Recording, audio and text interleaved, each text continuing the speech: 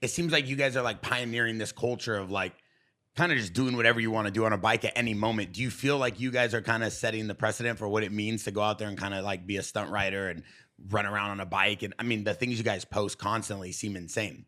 Or do you guys feel like there's already a market for this and you kind of are just playing into that market?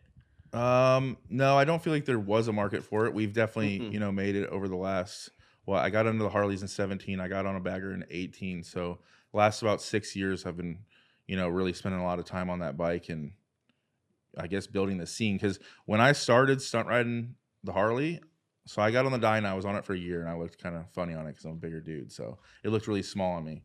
My buddy BK had a bagger. Shout out BK. Yeah, shout out BK. I love BK. Yeah, he had a Road Glide set up in 2003.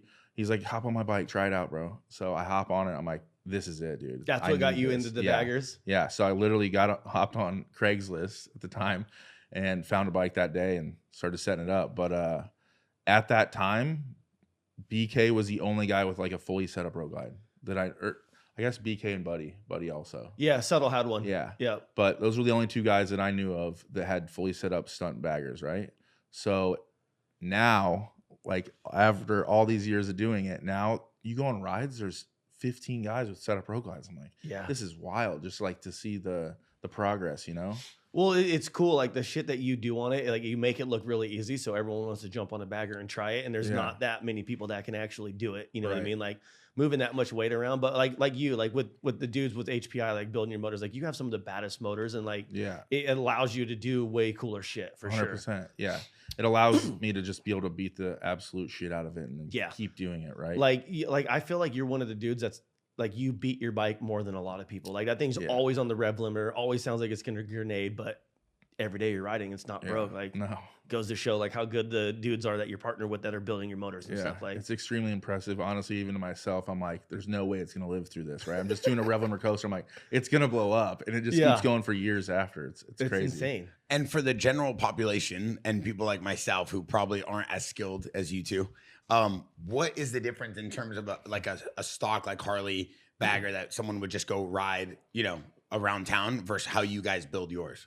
So there's a ton of things that go into it. So that's something people don't really realize when they grab a bagger, like, cool, I'm going to get into this for a few grand. No, it's not the case. So no, it's not the case at all. Not even close. But basically the few things that it does need off the top would be front and rear suspension. So you have to raise it up, right? Because baggers stock are super low to the ground. So when you lean them over, they're going to scrape. And obviously you got to cut the bags.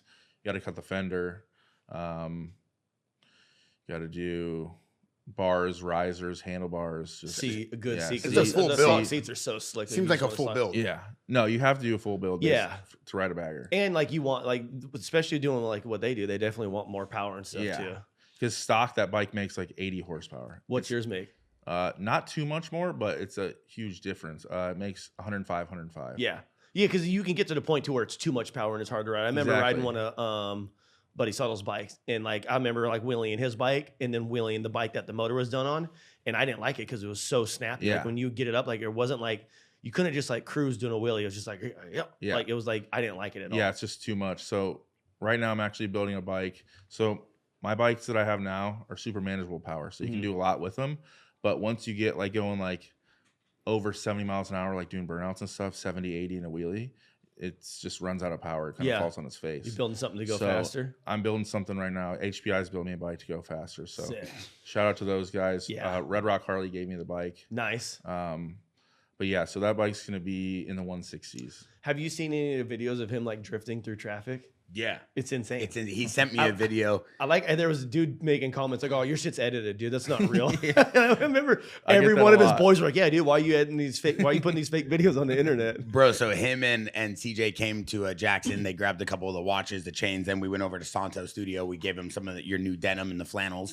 And while he was there, I was like, yo, get me some content of you doing it. This guy's sending me videos of him literally just through, like, I'm scared watching the videos. And it's like 2 in the morning. I'm messaging him on the internet, on DM, on Instagram. He doesn't sleep too, obviously, I could tell. And I'm like, yo, send me these videos. And I'm like watching them. I'm like, this has to be Photoshop. There's no way. Like, he's literally, the bike's just, it looks like it's going to fall on you. And you're a big dude. What are you, like 6'2", 6'1"? Yeah, I'm 6'1". And how much you weigh? 270. Okay, that bike out there is how much your bike weigh?